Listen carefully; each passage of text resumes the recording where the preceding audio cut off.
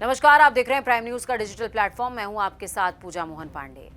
एक सवाल है, अगर हर पेपर लीक के बाद नया कानून बनाना पड़ रहा है तो क्या इसका मतलब है कि पुराना कानून नाकाम था? अगर हर बार कहा जाता है कि अब पेपर लीक नहीं होगा तो फिर कुछ महीनों में लाखों छात्रों का भविष्य दांव पर क्यों लग जाता है?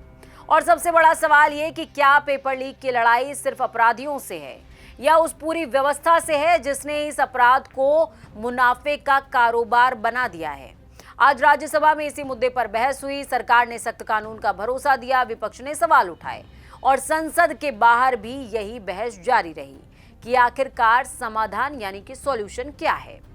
जी हां, सॉल्यूशन पर बात हो रही थी। राज्यसभा में केंद्रीय मंत्री डॉक्टर जितेंद्र सिंह ने कहा कि सरकार पेपर लीक पर जीरो टॉलरेंस की नीति पर काम कर रही है। उन्होंने बताया कि नीट पेपर लीक मामले में चार्जशीट दाखिल हो चुकी है, सीबीआई जांच कर रही है। 5 महीने के अंदर ट्रायल पूरा करने की हम कोशिश भी कर रहे हैं।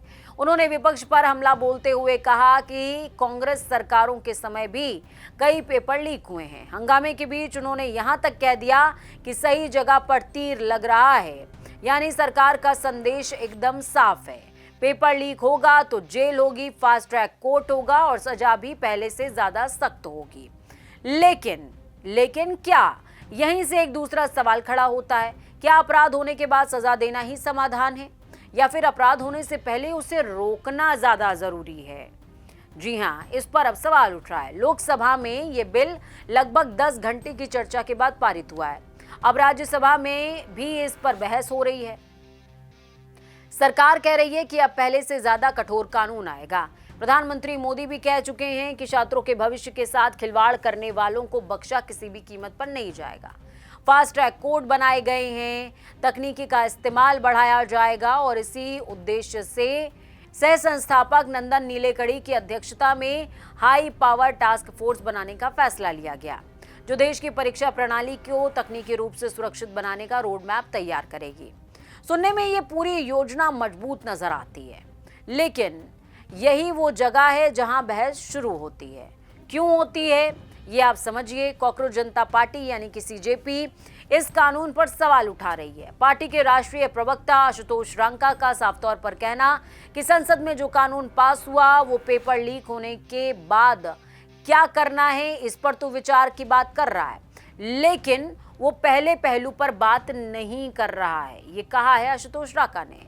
पेपर लीक होने ही क्यों दिया जाए, इस पर पर्याप्त चर्चा क्यों नहीं की जा रही है? उनका कहना है कि असली सुधार परीक्षा प्रणाली में होना चाहिए, ना कि सजा को मजबूत करने या उसको सख्त करने में। सीजेपी ने 5 बड़े सुझाव दिए हैं, जिसमें सबसे पहला सुझाव राष्ट्रीय सुरक्षा एजेंसी यानी कि एनटीए में संरचनात्मक सुधार होना चाहिए। दूसरा, परीक्षा कैलेंडर और पूरी प्रक्रिया में पारदर्शिता आनी चाहिए। तीसरा, सिलेबस और परीक्षा संचालन में स्पष्टता होनी चाहिए। चौथा, कोचिंग और परीक्षा माफिया के नेटवर्क पर सख्त निगरानी होनी चाहिए। साथ ही 5वां, पूरे परीक्षा तंत्र का डिजिटल ऑडिट और साइबर सिक्योरिटी आधारित सुरक्षा का जो ढांचा है वो मजबूत होना चाहिए। यानी क्या संदेश है? सवाल सिर्फ इतना नहीं है कि पेपर लीक के बाद कैसे किसको पकड़ेंगे। सवाल यह है कि पेपर लीक होने से पहले सिस्टम कितना सुरक्षित है, रोकेंगे कैसे? याद कीजिए, देश में ये पहला पेपर लीक बिल्कुल नहीं है। भर्ती परीक्षाएं, स्कूल भर्ती, पुलिस भर्ती, शिक्षक भर्ती, मेडिकल, इंजीनियरिंग, लगभग हर बड़े राज्य में किसी ना किसी समय पेपर लीक का दर्द बच्चों ने झेला है। हर बार जांच एजेंसी बदलती रही, गिरफ्तारियां होती रहीं, कुछ अधिकारी निलंबित हुए, कुछ दलाल पकड़े गए, फिर नया कानून आ जाता है। लेकिन अगले साल फिर एक नया पेपर लीक सामने आ जाता है, यानी कि गिरफ्तारियां भी चल रही हैं, सजा किसी को मिल नहीं रही है और फिर पेपर लीक हो रहा है। और यही वजह है कि आज बहस सिर्फ कानून की नहीं हो रही है, भरोसे की भी बात हो रही है। एक छात्र जब साल भर मेहनत करता है, परिवार कर्ज लेकर कोचिंग कराता है, रात भर पढ़ाई होती है और परीक्षा के पहले पता चलता है क्वेश्चन पेपर बाजार में बिक चुका है, तो सिर्फ परीक्षा नहीं टूटती, पूरा विश्वास टूट जाता है। यही विश्वास किसी भी लोकतांत्रिक परीक्षा प्रणाली की सबसे बड़ी पूंजी होता है और यही वजह है कि सरकार का सख्त कानून लाना जरूरी है, तेज जांच भी जरूरी है, फास्ट ट्रैक कोर्ट भी जरूरी है।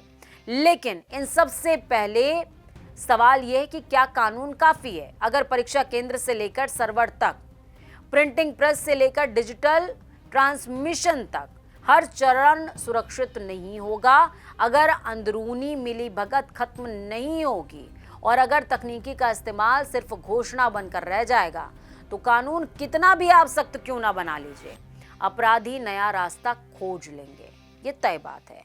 आज संसद में बहस कानून पर हो रही है, लेकिन देश के करोड़ों छात्रों की नजर सिर्फ एक सवाल पर टिकी हुई है, क्या अगली परीक्षा सचमुच निष्पक्ष होने जा रही है? क्योंकि छात्रों को सिर्फ ये भरोसा नहीं चाहिए कि पेपर लीक होने पर अपराधी जेल जाएंगे, उन्हें ये भरोसा भी चाहिए कि पेपर लीक होगा ही नहीं, और शायद यही वो कसौटी होगी जिस पर इस नए कानून, नए टास्क फोर्स और पूरे परीक्षा तंत्र की असली परीक्षा होने वाली है। और इसी पर सारे सवाल और सारे जवाब टिके हुए हैं। आज के इस रिपोर्ट में इतना ही। मुझे कमेंट करके जरूर बताइएगा कि आपको ये एक्सप्लेनर कैसा लगा, और साथ ही बताइएगा कि आशुतोष राका और हमारे एक्सप्लेनर दोनों से आप कितना इत्तेफाक रखते हैं। आज के लिए मैं पूजा मोहन पांडे, साइनिंग ऑफ।